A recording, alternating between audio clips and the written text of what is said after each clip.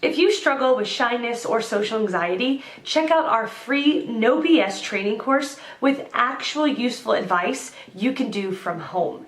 None of that just get out there nonsense. The link is in the description below. For now, let's get to today's question.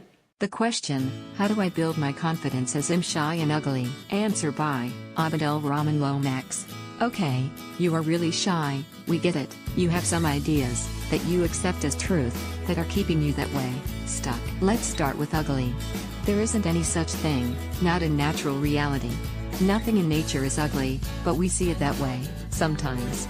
Or we see something else. A baby might be beautiful to her parents and ugly to someone else. Is the baby really beautiful or ugly? No, this isn't that kind of reality. Both are reactions. Years ago, I discovered that some women seemed plain, but when they felt safe, something else became visible. They were beautiful. Both of those are not the real person, who is simply what she is, not good or bad, but human. Human beings, I happen to think, are special. My daughter has rats, so-called fancy rats. She loves them, they are beautiful to her. Her social worker had a phobia against rats. Ugly. She actually said it. Not the way to connect with my daughter. But it was involuntary, a response she had learned. She knew better but wasn't able to restrain herself. While it is possible that someone might tell you that you are pretty because they feel sorry for you, remember, I have no idea what you look like, nor does it matter. It is much more likely that they are seeing something they like.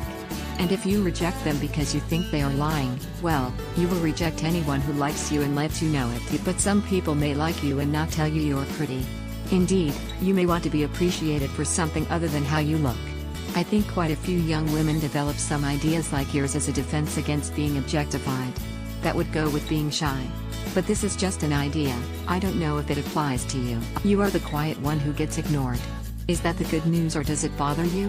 What you have just said, in effect, implies that if someone pays attention to you, it makes you uncomfortable. You have many ideas about how you are. You made them up, but probably years ago, and you may not remember doing it. They may be based in some way on the way you were then, but people, in fact, can and do change. You can be what you choose to be, it would simply take some time. Sometimes, people eke through these ideas very quickly, it can be dramatic. Other times it's gradual. And some people never change, and live to the end of their days believing what they came to believe as children.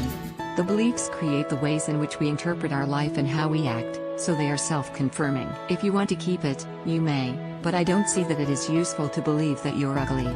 It may be useful to know that people sometimes react to you as if you are, and that you look at yourself in the mirror and think it, but those are not realities, they are just reactions. You can learn to do something else, and when you do this, how people react to you will also shift. What is inside and what is outside are connected. So, the question is how you build confidence. You build confidence by practicing the actions of confidence. There is a saying, fake it till you make it. If you were confident, how would you act? Then act that way. I've known many people who overcame shyness such that they could become powerful and effective public speakers. Is it that they became confident and had no fear of speaking? Not at first, and maybe not ever. With long practice of success, I'm sure, some of the fear dissipates.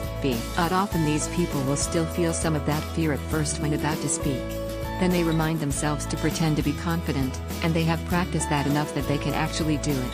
And then they know what to do and they are too busy doing it to be afraid. There are many techniques that can be learned. But start, now, with testing this idea. You can be what you say you are. You already know this in one way. By saying I'm ugly, you can be ugly. I don't recommend diving into the opposite, because you have many years of practice and habit with that one. But what might be in reach? How about, I can be inspiring? Have you seen the video by the world's ugliest woman, she was called? I saw reference to that here, and mentioned it to my daughter. OMG, she said, Lizzie Velasquez, I love her.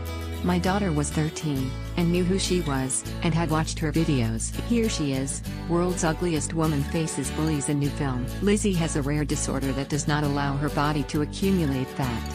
Bullied, she decided that being given lemons, she'd make lemonade, and became a motivational speaker. But don't they need self-confidence? Really, what it took was courage, and courage is not the absence of fear, almost the opposite.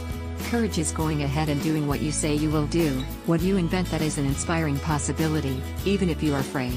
And if you fail, if you fall, getting up and doing it again, varying your behavior until you find what works. I think Lizzie is beautiful. How do I know that? My daughter knows the answer to this, because I say so. You can be shy as long as you choose to be. There is nothing wrong with being shy. However, if you want something different, you can have it and be it. Trust yourself, and see what happens.